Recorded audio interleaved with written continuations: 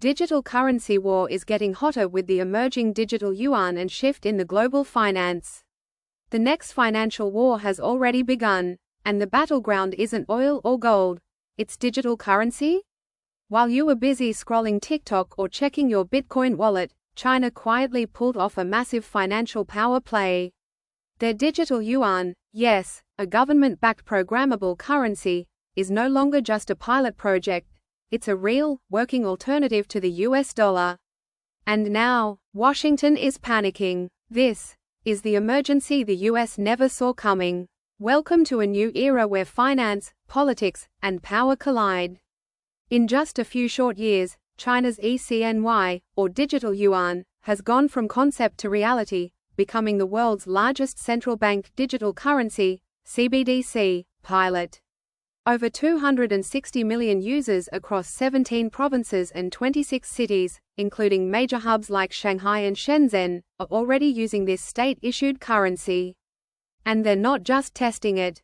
Local governments are paying salaries, issuing holiday giveaways, and encouraging merchants to adopt it widely. It's digital money with the full power of Beijing's political engine behind it. The numbers? Staggering. From just 100 billion yuan in 2022, digital yuan transactions surged to over 7 trillion yuan by mid-2024. That's almost $1 trillion USD. And here's the kicker. This isn't just a domestic play. The ENI is being linked into China's global financial strategy, integrated into systems like CIPS, which is designed to eventually bypass the US-dominated SWIFT system.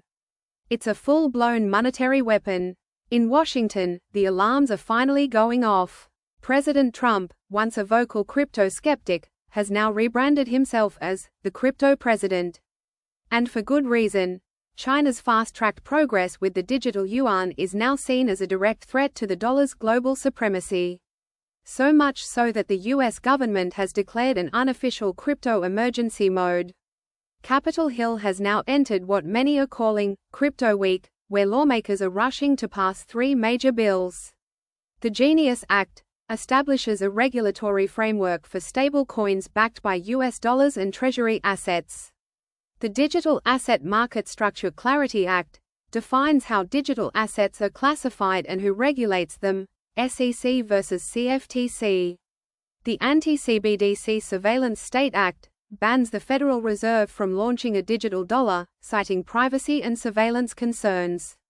But why stablecoins? Why not just issue a US CBDC to compete? Because America doesn't trust centralized digital cash. Unlike China's fully monitored ECNY, stablecoins like USDC and USDT are seen as the free market alternative. They're faster, borderless, and already account for 80% of global stablecoin volume. USDC is fully regulated, backed by US Treasury assets, and seen as Washington's best bet. In contrast, Tether, USDT, operates in murkier waters, offshore, loosely regulated, and frequently used in grey markets, including inside China. Whoever controls the payment rails controls the future of global finance. And the US has no intention of letting China set the standards. Trump's team is betting on private sector innovation, leveraging US-backed stablecoins to preserve the dollar's dominance without compromising citizen privacy. The global crypto race has begun. The United States is no longer alone in this race.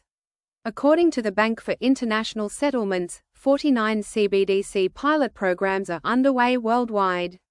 Countries like India, Brazil, Saudi Arabia, and Russia are all experimenting with national digital currencies. India's digital rupee hit $122 million in circulation by March 2025, a 334% increase from the year before. Jamaica, Nigeria, and the Bahamas have already fully launched their CBDCs.